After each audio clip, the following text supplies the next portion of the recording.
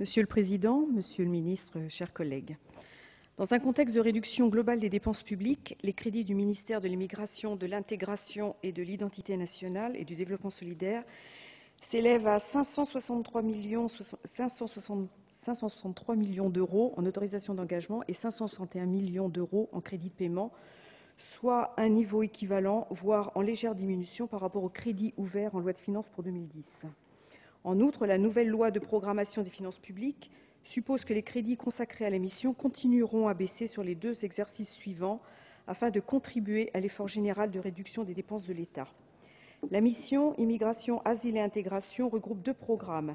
Le programme 303, Immigration et Asile, doté de 490 millions en autorisation d'engagement et 488 millions en crédits de paiement, regroupe les crédits relatifs au centre de rétention administrative, aux reconduites à la frontière, au fonctionnement de l'administration des visas, à l'accueil et l'hébergement des demandes d'asile et au traitement de leurs demandes par l'OFPRA.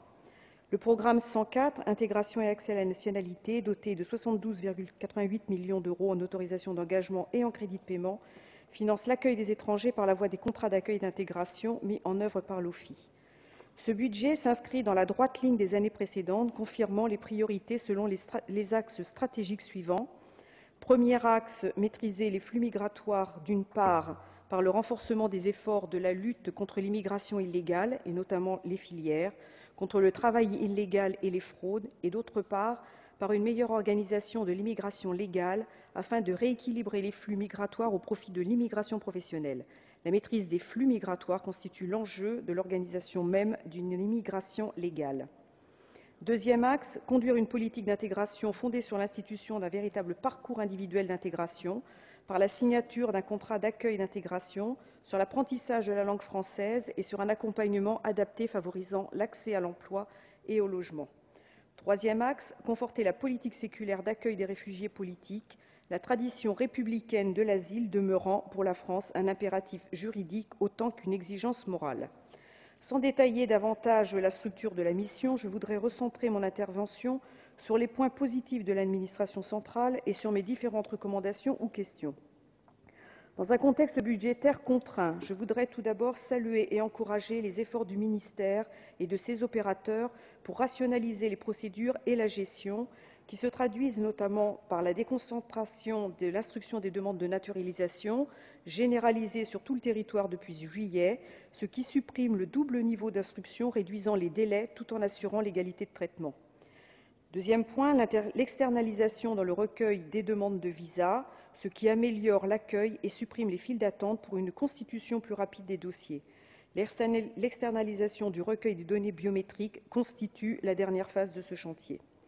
Troisième point, la simplification et automatisation des contrôles aux frontières, avec la mise en place de sas automatiques de contrôle dans le cadre du dispositif Parafes, dont un bilan sera réalisé fin 2010 pour décider de la poursuite sur 2011-2013 du déploiement du dispositif.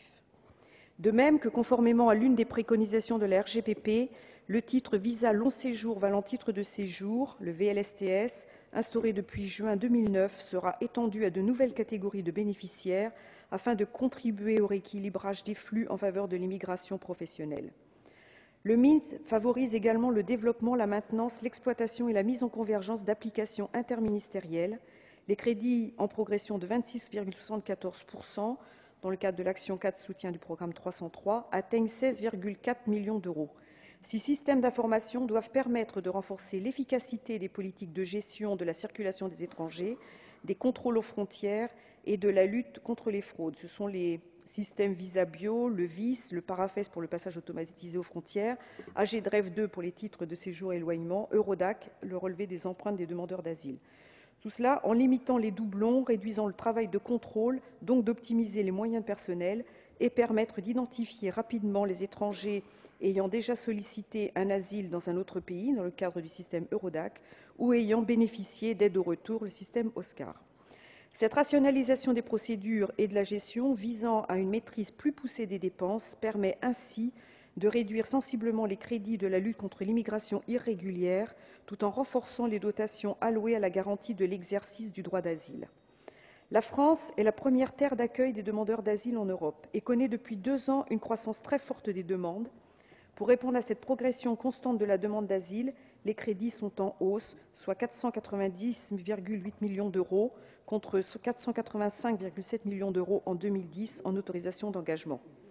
La demande d'asile, après avoir enregistré 47 686 demandes en 2009, est en augmentation de 8,5% en 2010, comparaison faite sur le premier semestre. Le nombre de premières demandes continue à évoluer également, 42 118 et 5 568 en réexamen. Le MINS considère que l'accélération constatée les années précédentes devrait s'atténuer, de même qu'il attend désormais d'importantes réductions des délais procéduraux de l'OFPRA et de la CNDA. Concernant l'OFPRA, celui-ci a fait de gros efforts de productivité suite à la signature en 2009 du contrat d'objectifs et de moyens. Toutefois, l'instruction des premières demandes, en constante augmentation, pèse de plus en plus sur les indicateurs de productivité. Le nombre de dossiers en stock ne cesse de croître. 8 411 fin 2006, 16 532 au 1er juillet 2010.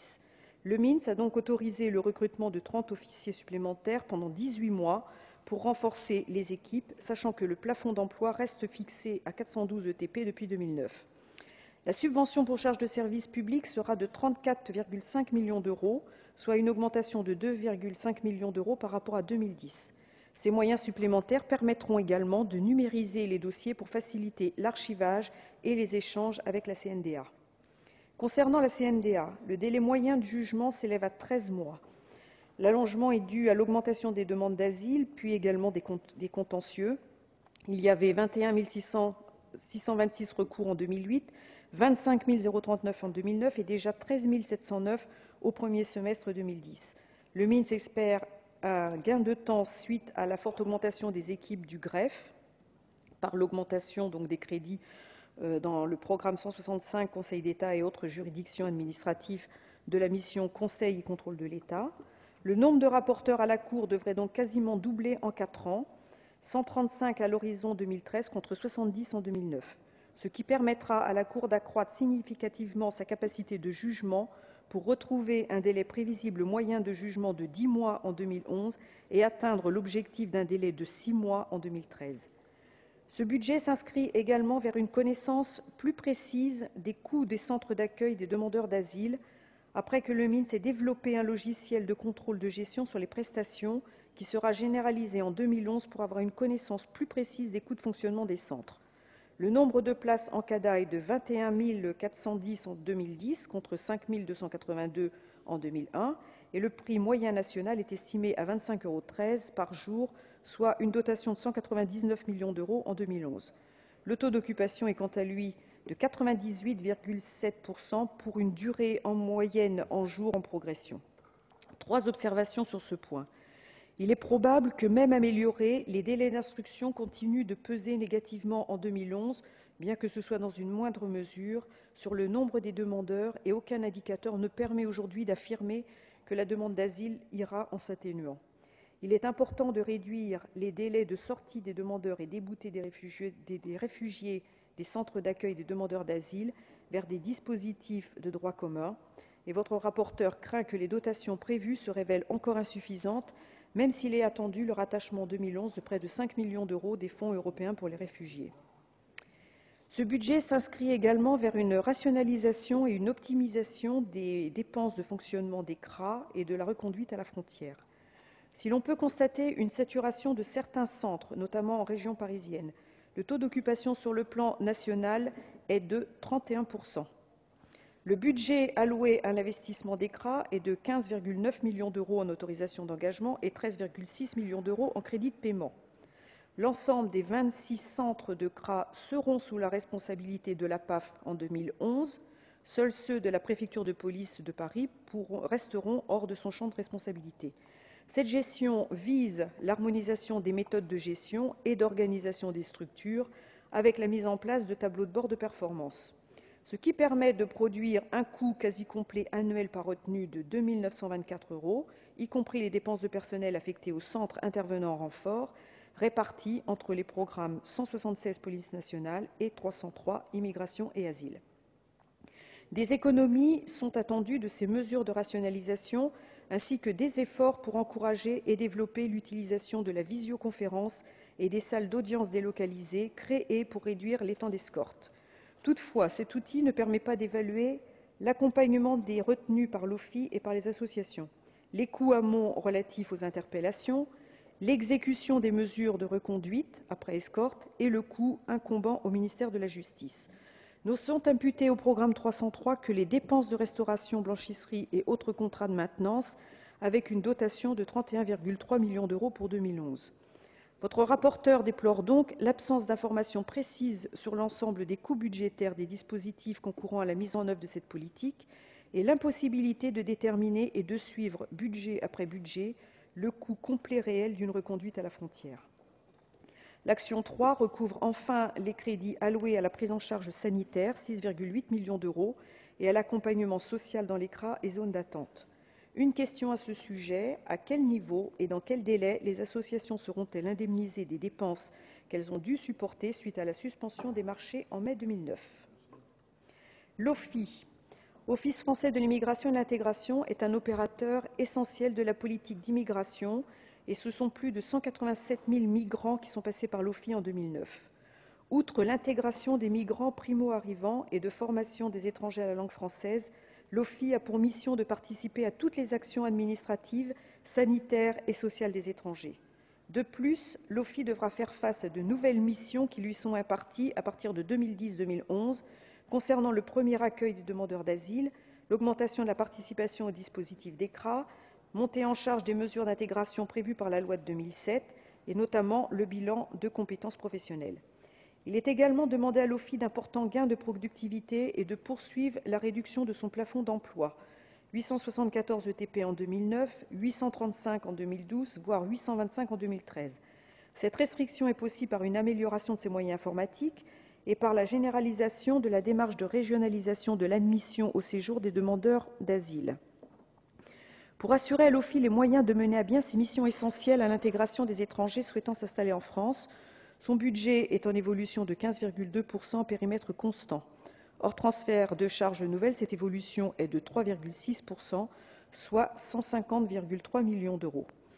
30% de ces dépenses sont consacrées pour le personnel, 10% à son fonctionnement et 53% à des dépenses d'intervention. La subvention pour charges de service public, prévue au programme 104 Intégration et accès à la citoyenneté, est de 14,86 millions d'euros. J'émets bien sûr un avis favorable à la proposition de revalorisation des droits de timbre qui lui sont affectés, afin de consolider durablement la situation financière de l'OFII et assurer la pérennité de ses actions en faveur de l'accueil et de l'intégration des migrants et demandeurs d'asile. Ça concerne l'article 74 rattaché. Une observation de ma part concernant l'OFII. Il n'existe qu'un indicateur pour définir les objectifs impartis à l'OFII et retracer les résultats de son activité. Il s'agit de l'indicateur 1.1, taux d'étrangers non francophones bénéficiaires d'une prescription linguistique dans le cadre du contrat d'accueil et d'intégration qui obtiennent le DILF. Compte tenu de la très grande diversité des missions et actions de l'OFII, votre rapporteur souhaiterait que les objectifs de politique publique de gestion et de modernisation de l'établissement correspondent désormais à de nouveaux indicateurs plus détaillés et qu'un suivi de ces indicateurs apparaisse dans les projets et rapports annuels de performance. Pour conclure, le document de politique transversale offre une vision d'ensemble de la politique d'immigration, asile et intégration. 11 ministères participent à la mise en œuvre de la politique, via 18 programmes répartis en 13 missions différentes au sein du budget de l'État. Le budget de la mission qui est présenté aujourd'hui ne représente que 13,7% de la totalité des moyens mobilisés pour l'ensemble de cette politique transversale qui est évaluée à 4,268 milliards en autorisations d'engagement et 4,253 milliards en crédits de paiement. Si votre rapporteur note des progrès en matière de suivi des dépenses, avec notamment le développement des indicateurs de contrôle de gestion et la signature des contrats de moyens de performance avec l'OFII, il souhaiterait que ces démarches permettent d'aller jusqu'à la connaissance des coûts complets des politiques menées, ainsi qu'à une réelle évaluation de la performance des moyens mobilisés. Je vous remercie de votre attention.